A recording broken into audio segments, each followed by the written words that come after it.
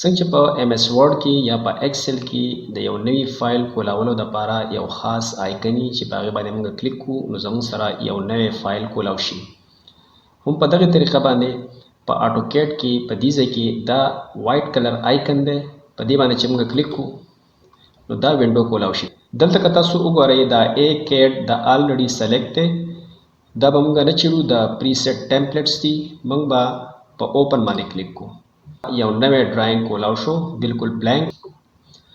دغه شانتې که تاسو په دې پلس نشان باندې کلیک کوئ نو هم ستاسو سره یو نوی ډرایینګ کولاویږي. د دې نه علاوه د دې شارټ کی دی کنټرول ان، د دې سره هم ستاسو مخې ته هغه وینډو دوباره رااله.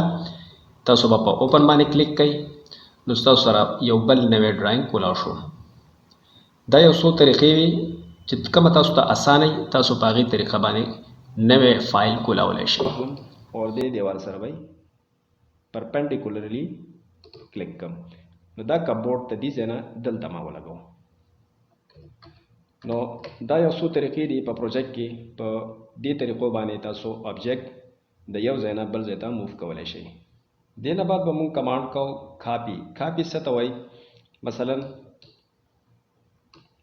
دا یو سرکل دی، زه چې ته دې یوه کاپي جوړه شي نو ته دې شارټ کی دی سی او سپیس بار به دباو کوئ. آټوکیډ وایي چې سلیکټ آبجیکټ، تاسو هغه آبجیکټ سلیکټ کوئ چې د کم تاسو کاپي جوړول غواړئ. زه چې دا سرکل ماته کپ پکار ده، سرکل باندې به کلیک کوم.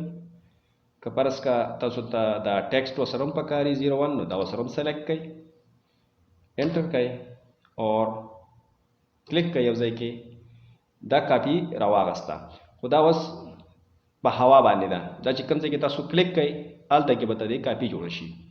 مثلا زه چې دلته پکار ده نو دا کاپي ولګېده.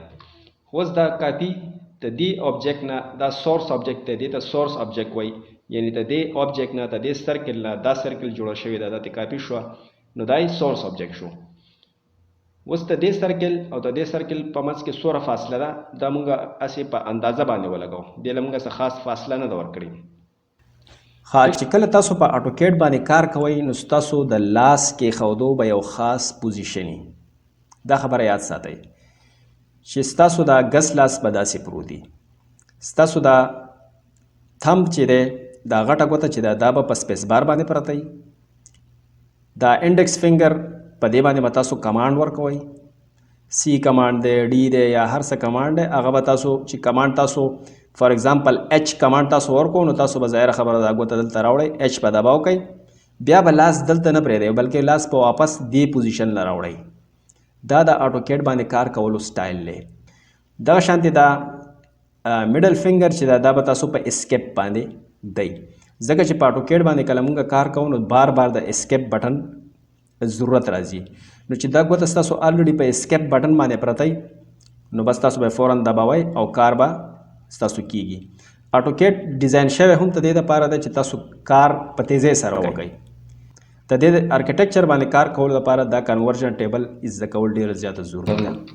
دا یو ډایمنشن که زه کاپي کړم اور دلته یې راولم اور دې ډایمنشن ته موږ وګورو چې په دې کې څه دي. نو په دې کې دا ټیکسټ دی، د دې دا چې کوم لاین دی په کوم باندې چې د تیر د نشان دی دا یو دې ته ډایمنشن لاین وایي اور دا لاین چې دی دې ته ایکسټینشن لاین وایي. دې نه علاوه دې ټیکسټ ته تاسو وګورئ دا لږ بولډ سټایل دی، دا بیا لږ تھن دی، دا بیا ډبل لاین کې دی، دا بیا د هغې نه لږ بولډ دی. دا مختلف سټایلونه دي. دا سټایلونه په آټوکیډ کې څنګه راځي؟ په سنګل لاین باندې به زه کلیک کوم. دلته که تاسو وګورئ آټوکیډ وایي سپیسیفای سټارټ پوینټ. مثلا زه چې دې ځای نه سټارټ کوم، صحیح شو. اوس آټوکیډ وایي سپیسیفای هایټ. دې هایټ ته به تاسو سوچ کوئ چې تاسو به هایټ څومره ورکړئ. دا اوکې کړم. تاسو دلته وګورئ دا به هم کمیږي او کلوز کړم، یعنی دا هم کم شو ځکه چې هلته کې دې له موږ سیټینګ چینج کړو. اوس که زه دوباره د دې سیټینګ ته لاړ شم، ډي انټر موډیفای.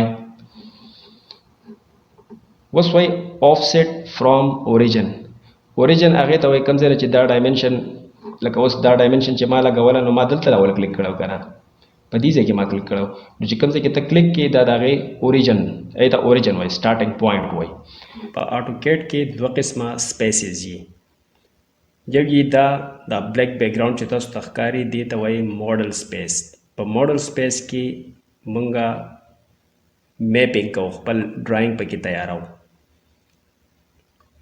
بل یې لی آوټ دې ته پیپر سپیس وایي پیپر څه ته وایي کاغذ ته وایي یعنی دا کاغذ څنګه چې تاسو په دې تصویر کې کتای شئ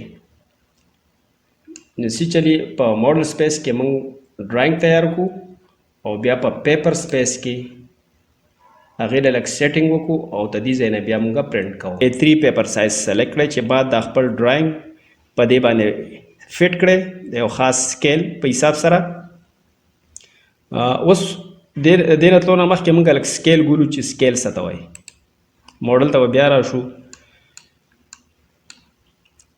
دې ګوړې ته تاسو ګورئ په حقیقي ژوند کې چې د ګوړې کم ډایمنشنز دی کم سایز دی 1500 ملي میټر ته دې هایټ دی د دې ځای نه والا دې ځای پورې ته دې چې کم دنګوالی دی 1500 ملي میټر دی تاسو چې په دې لیاوټ کلیک کوئ او په دې ورټس باندې کلیک کوئ دا ډرایینګ داسې دا به زوم کوئ او دلته به مثلا کېدوئ په دغه هر څه نه مخکې خو اول دا تصویر تاسو ګورئ کله چې آبادي کېږي تاسو چې کله یو نقشه جوړه کوي بیا چې د هغې په حساب سره ټیکهدار یا کنټراکټر آبادي کوي نو د هر څه نه مخکې د هغې چې کوم بنیاد دی هغه کېښودل شي اوس په دې پلان کې که تاسو وګورئ دا کالمز دی کالمز شپږ کالمز په دې کې لګېدلي دي په دغه حساب سره په کوم ځای کې چې دا آبادی به کېږي په هغې ځمکه باندې داسې نشانونه جوړ کړي په چونه باندې اور بیا په هغې کې دا لاین نه ولګئ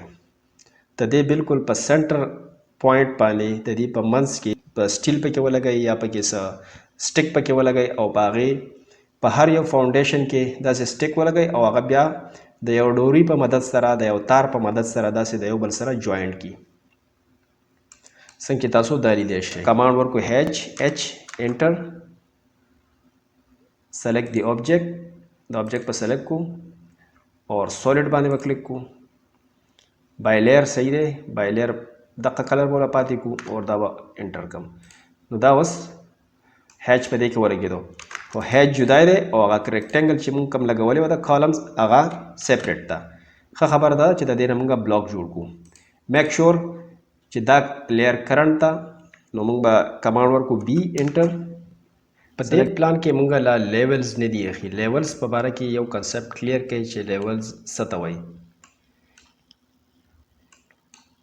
د الیویشن ته که مونږ وګورو د 3D ته ظاهر خبره ده چې دا لیول لږ ډاون دی دلته کې ګراس دی د دې ځای نه دا ځای ښکته دی اور دغه شانتې د دې لیول نه دا فرست سټیپ چې دی دا بره ده د دې نه بیا دا لیول بره دی د دې نه بیا دا لیول یو لیول چې موږ فار ایگزامپل دلته کې 15 لیول دی 15 سینټي میټر نو دلته کې چې زه بره خېجم کېدی شي دلته کې 60 سینټي میټر شي بیا چې زه دننه لاړ شم نو دا لیول او دننه لیول به یو شی DT انټر دلته به زه کلیک کم اور سپیسیفائی هایټ په لزور کوم 200 انټر روټیشن انګل نه دی پکار انټر دلته به زه ولیکم بیډروم انشاءالله که تاسو ته هر څنګه پروجیکټ مخې ته راشي هغه بیا د ډیزاین پورې خبره ده چې څنګه پروجیکټ دی خو رغولو طریقه یې دغه شانتې ده نو موږ به بیا خپل ډرایینګ ته لاړ شو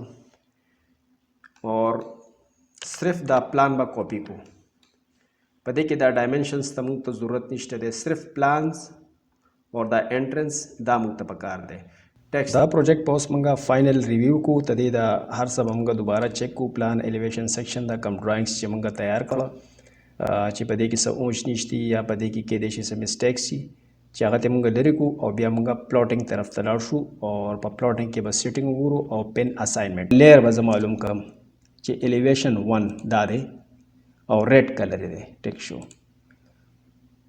نو زه به کنټرول P پریس کړم اور دلته کې به زه ریډ کلر 1 نمبر دی. دې له به زه لاین ویټ لږ سیوا کم، فار ایگزامپل 2.5 به کم یا 3 به کم. یو پلاټر سلیکټ کوئ، دا ټول سیټینګ به دوباره کوئ. نو دې نه ښه دا ده چې دا سیټینګ تاسو سیو کړئ. نو تاسو به دلته کې کلیک کوئ سیو چینجز ټو لی آؤٹ اور دا به اوکې کوئ. نو اوس دغه به پرنټ کیږي. نو دا اصل کې دی ګراوند فلور پلان.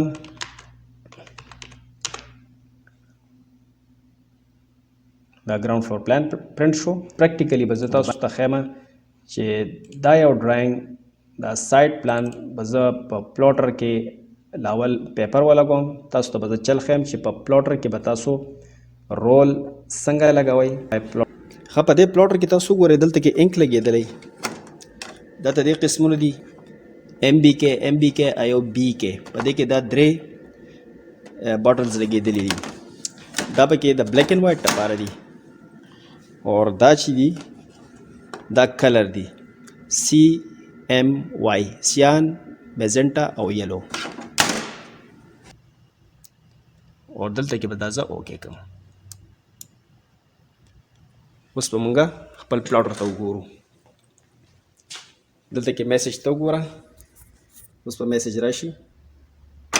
دغه د میسج راغی پرنټینګ او دی اوس مونږ دغه پرنټ راکوي. خو دا پرنټ په زه دلته کې کینسل کوم، ولې چې دا خو اسې مونږ ټیسټ پرنټ کوو او د کمپنۍ پیپر ضایع کېږي. نو دا به زه اوس کینسل کوم. خو صرف تاسو ته ما دا ښول چې پلاټر کې پیپر په دې طریقه باندې لګي او پرنټینګ هم داسې کېږي. دا اوس زموږ پرنټینګ را روان دی. صحیح ده. دا به زه اوس سټاپ کوم ته دې ځای نه اور کینسل به یې کوم.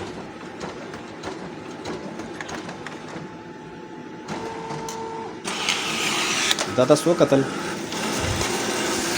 دا دومره پرنټ شو. په پرنټ باندې راووتو A2 پیپر سایز